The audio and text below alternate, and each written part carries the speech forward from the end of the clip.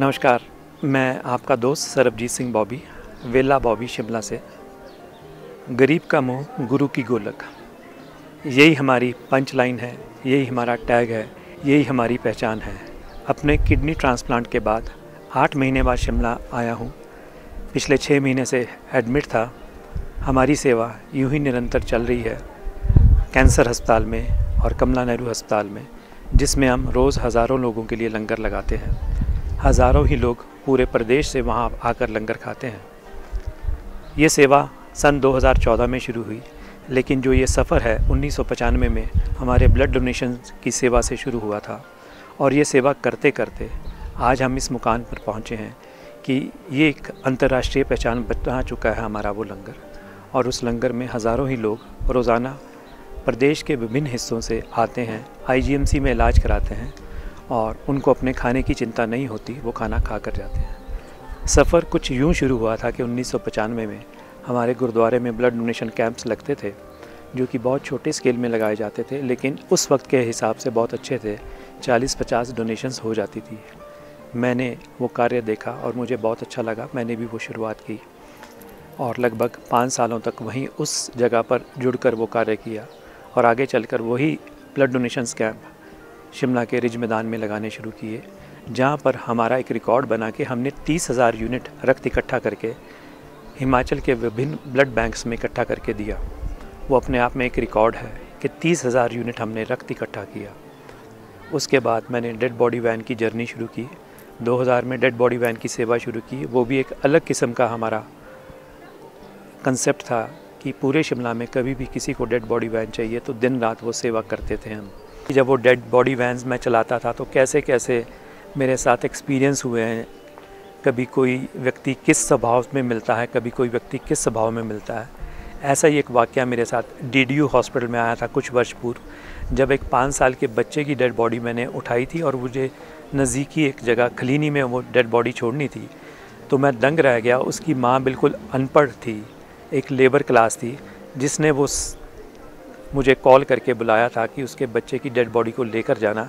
तो मैं उसकी दहाड़ें सुनकर बिल्कुल कांप गया था। मैंने पहली बारी डेड बॉडी वैन चलाते हुए इतनी दहाड़ें सुनी थी।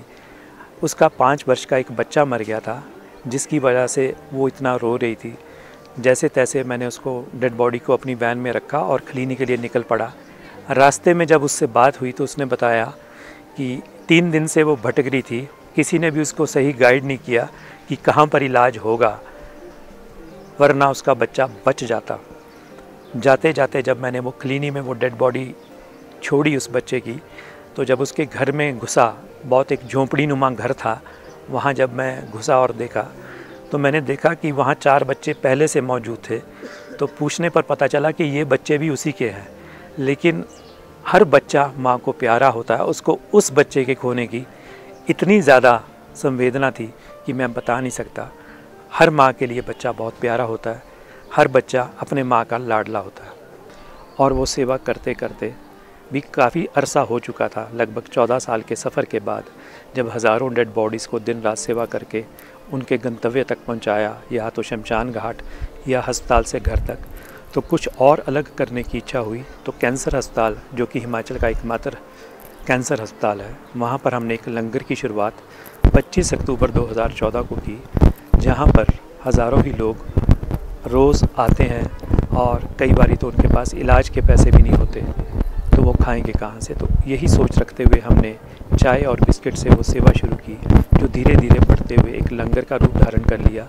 और वो एक ऐसा लंगर अब बन चुका है जिसमें रोज़ाना लगभग 3000 लोग आकर वो लंगर खाते हैं और उनको अपने इलाज की चिंता करनी है, पेट की चिंता करने की उनको कोई आवश्यकता नहीं है।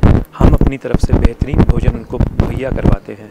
हज़ारों ही बच्चों को इस मुहिम में हमने अपने साथ जोड़ा। 25,000 बच्चा हमारे को शिमला का उस लंगर के लिए रोटियां देता है। हमारा वो भी एक अनोखा ही कंसेप्ट है कि जो भी स्कूल जाने वाले बच्चे हैं वो अपने लंच के साथ एक एक्स्ट्रा रोटी हमारे उस लंगर के लिए लेकर आते हैं और वो हम रोज़ाना उन स्कूलों में जाकर इकट्ठी करते हैं और उस लंगर में प्रयोग में लाते हैं। और उस कंसेप्ट के बाद जो हमारा ये कंसेप्ट शुरू हुआ, पूरे हिमाचल में 12 जगह और लंगर लगाए जा रहे हैं और हमारे उस कंसेप्ट को हमारे राष्ट्रपति ने भी रिकॉग्नाइज़ किया और मुझे 2020 में राष्ट्रपति भवन बुलाकर उसके बारे में और जानकारी ली और हमारे इस प्रयास को, अनूठे प्रयास को बहुत सराहा कि कैसे बच्चों द्वारा भी एक लंगर चलाया जा सकता है। लेकिन हालात बदले, कोविड सिचुएशन आई और 2 साल के कोविड के गैप के बाद अब फिर से पूरी तरह से स्कूल खुलने शुरू हो गए हैं। लेकिन उस 2 सालों की जर्नी भी, कोविड के दौरान भी हमारी बहुत टफ रही। हमने कोविड के दौरान भी हज़ारों लोगों के लिए लंगर उसी अस्पताल में लगाया, क्योंकि चाहे हर जगह लोग ख़त्म हो गए थे, लेकिन एक अस्पताल है जो उन दिनों में भी भरा हुआ था। और अब तो एक नया चैलेंज आ चुका था कोविड का। कोविड के दौरान भी वो सेवा जारी रही, लेकिन रोटियां बंद हो चुकी थी।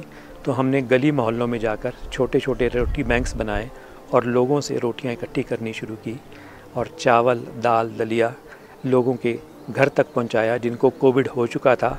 और साथ साथ पैरेलल वो लंगर भी चलता रहा। और इस लंगर की यही खासियत है कि जो भी आए उस लंगर में, चाहे वो पेशेंट हो, अटेंडेंट हो या आता जाता कोई भी व्यक्ति हो, ये सभी को भोजन मुहैया करवाता है, आज भी मुहैया करवा रहा है। और जब तक हमारे प्रयास जारी रहेंगे, भगवान चाहेगा, तब तक वो लंगर चलता रहेगा।